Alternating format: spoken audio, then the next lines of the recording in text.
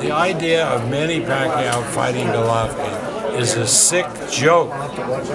Is a sick joke. It was never intended other than a joke. I mean, I better not make jokes anymore because then they put them in transcript and people say to me, "Are you serious about Pacquiao? Are you crazy?" I mean, you know, Golovkin is a middleweight. He's a strong guy, a great puncher, terrific fighter. Manny Pacquiao is barely 147 pounds. He's a little guy. He's half Golovkin's size. As you know, I'm in black press, so I'm going to ask you about some black issues going on. What's your view on Colin Kaepernick kneeling for the national anthem? Well, I think Kaepernick has made a mistake, but I support the fact that he protests, and everybody has a right to protest. And I believe in what he's protesting about.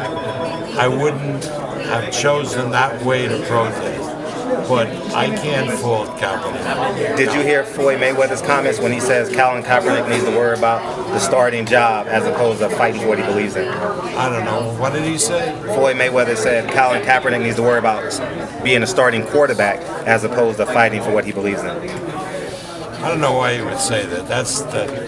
I mean, Floyd doesn't think through a lot of things that he said, particularly things that don't involve boxing. What did you think about Canelo's last performance against Liam Smith? You know, he did what he was supposed to do. He shouldn't have been fighting Smith. He should have been fighting Golovkin. I mean, there's a fight. That's a fight, you know. Canelo's a big guy. Golovkin's a big guy. That's a fair fight. But to put Manny Pacquiao in with Golovkin is the biggest joke in the world. Now, I've gotten two quotes from you. One, I've interviewed you. I'll never work with Al Heyman again. And I interviewed you at the media press conference, introduced the fight. You said, he's a good man. You work with him. Where are you guys now? Are you guys best of buds? We had a case, and once you have litigation, you fight tooth and nail, and you hate the guy you're litigating against. Once the case is settled, as this case was, it's tomorrow. So I got nothing against Al. I think he's a very smart guy, and I have no problem working with him.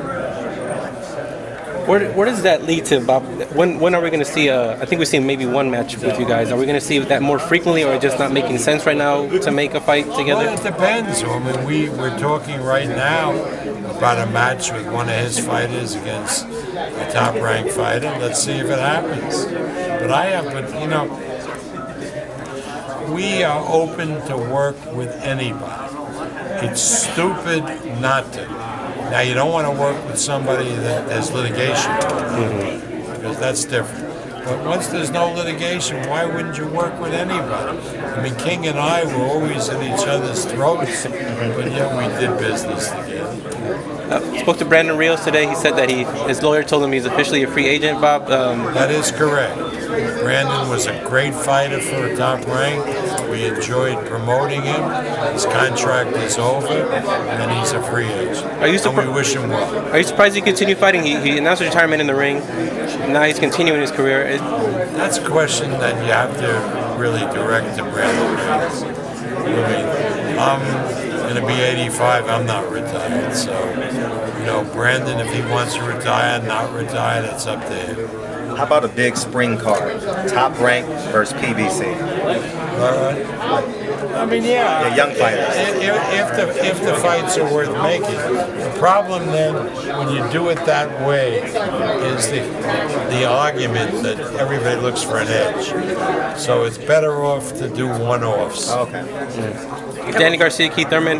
Do you like the winner of that fight maybe for Manny in the future? Well, let's see. I think they're both good fighters, and I mean that's certainly a very good fight. And the winner of that fight would be very attractive for one of our fighters. You know, who knows if it's going to be Manny Pacquiao? You know, could be somebody else. Jesse Vargas. Could be Terrence Crawford. Terrence Crawford is rumored to. Terrence Crawford's going to be fighting December 10th, hopefully. You had mentioned something about a PBC fighter possibly be fighting him. Yeah, we're talking to than Is that fight going to be held at 140 or 147? 140. 140. Is there a plan for him to start transitioning into the No, welterweight? he wants to stay at 140. Who's the biggest, I asked Freddie Roach this, who's the biggest hype job you've ever seen in boxing who just couldn't fight? If you want to elaborate, if you care to answer the question. You've been doing this long as I've been alive, so. I gotta think about it.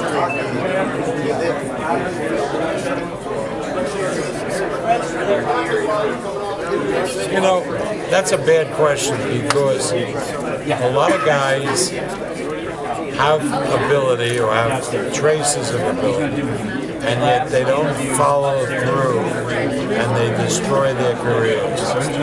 One of those guys is this Frankie Gomez, who has all kinds of talent, and so if you said that he was going to beat, and then he destroys himself. Never makes weight. Yeah, you're right. And there are guys like that. Julio Cesar Chavez Jr. You know, I always believed he had a lot of talent, really a lot of talent, but he had no discipline. Who's the most shocking fighter you've seen throughout your career where you're like, this guy went much further than I anticipated? There was a guy that was a lightweight with a P, and he had lost 18 of his first 20 fights, and then he came on and beat everybody.